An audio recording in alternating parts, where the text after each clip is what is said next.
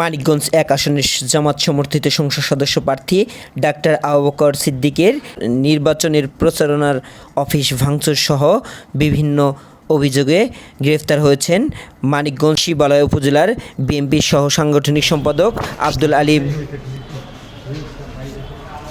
তার বিরুদ্ধে বিভিন্ন অভিযোগ দিয়ে একটি অভিযোগপত্র দায়ের করেন মোহাম্মদ আব্দুর রফিক। সেই অভিযোগের ভিত্তিতেই শিবালয় থানা পুলিশ তাকে গ্রেফতার করেন, তাকে কোর্টে প্রেরণ করেন। MR সালেহী, নগর টিভি, মানিকগঞ্জ।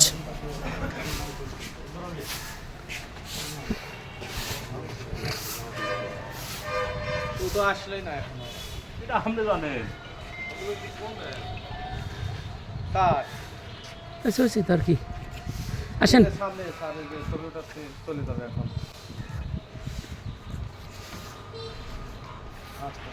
ঠিক আছে।